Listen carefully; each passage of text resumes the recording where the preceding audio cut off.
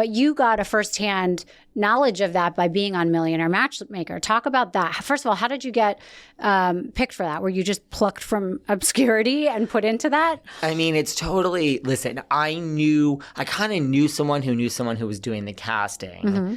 And I really didn't want to do it. Like, I wasn't looking to actually date someone at that point in my life. Like, dating was just not. So I was like, okay, well, they're like, we're going to put you on video to submit you. I'm like, great, come to my house. And they did all that. It was literally like 9 months later. So I literally did that, completely forgot about it.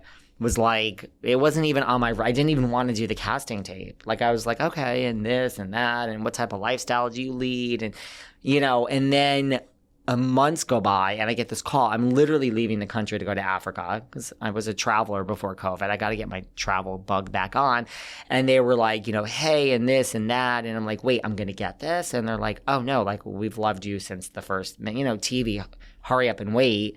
And I was like, well, okay, I can't film anything next week. I'm literally not canceling a trip to Africa unless you want to cover all these expenses. And, they were like, no, thank you. I'm like, so thank you for calling me 9 months later. Like, we'll do this like in 2 weeks when I get back. And then like when I got back, I was like, oh God. Like, the thought process of being on the show was kind of fun, but I was like, oh, fuck, I actually it's like a dating show. Like, I actually have to like meet people and go on a date. I was like, that's what I didn't want to do. I'm like, right. I'll hang out with Patty Stanger. Sure. I'll have a drink on TV. But like, oh shit, this is like a real dating show. I don't want to go on a date. But you had seen the show. Oh, yeah. Like, I knew what the show was. So I understood, and they're like, well, you're getting chosen. And listen, I am really one who doesn't say no to things, like in life, right? Like, it's like it's an experience. Let's go on it. So I was like, okay, I'll do this. So like, I was excited to do it, but I wasn't excited to actually, like, all of it was fun until you're like, oh, I actually need, like, the mixer was fun. You met, like, there was like 25 cute guys there. And I mean, well, they weren't all cute. But, and then it was like when you actually had to pick someone and go on a date, I was like, oh, I don't want to do this. And did you find anyone you had chemistry with? No. So how did you pick? I mean, listen, it's like, well, you were on the show too. I know. Well, did you have a mixer? Yeah, no. So Patty and I knew each other from the past. So I was on the celebrity version. Right. I'm saying that with air quotes for people that are listening. So I was on the celebrity version, and Steve LaBelle was the other person on the show, the other celebrity, and he owns WeWork. So, and we were the two, millionaires or whatever being matched up with partners. So because we were quote unquote celebrities, Patty was picking for us. And it was a really fun episode because we were behind a two-way mirror and we got to see the men, or I got to see the men coming through. And then Patty would interview them in with her, assistants or whatever, in groups of 4. And the guys would come through. She would ask them a bunch of questions. I would be listening in an earpiece and watching on the screen. And they would film my reaction, her reaction, all the stuff that was going on. And then they would move them through groups. And it was 25 guys. And did you get to say, Patty? Yeah. And I would be like, Patty, move on. Don't even ask this guy's name. This is ridiculous. I mean, what I found from the show, I mean, I agree with you, just to let's start there. It was fake. It was fully, it was casted by a bunch of actors, I think. And what was upsetting to me, though. I mean, mine were real people. Mine were real people, but they were there to get famous or to be on the show. I mean, I went on the show, though, to find love. I really did. I was a real loser about it. I was like, oh, good, I'm going to find a husband. I'm going to find a boyfriend. But when I went there, I was like, wait a minute. I spent 2 hours on the phone with the casting guy talking to him about what I wanted in a guy, what I was attracted to, and they took none of my notes because these guys were all people I was not attracted to, would never date, and it was a bunch of bozos, you know what I mean?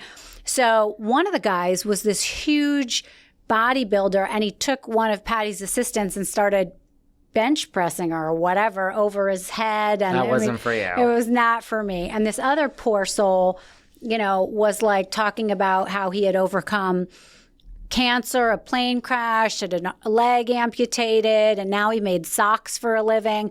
And it cuts to me and I'm like, Patty, move on. Like, I feel bad for this guy, but I cannot date him. Like, what are we talking about You here? can't Like, have a sob story on the yeah, first date. I can't. It's This much. is That's too like much. a 10th date type of And yeah, story. so anyways, it got to the point where I had to pick a guy, and I'm like, I'm not picking any of these guys.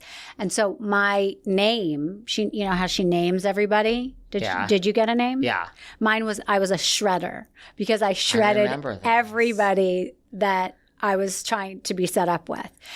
By the way, that's accurate. I am a shredder. So she did get that right. But this wasn't fair because She got mine right too. I was judgy. I was like judgy, and she put me in a fat suit. What?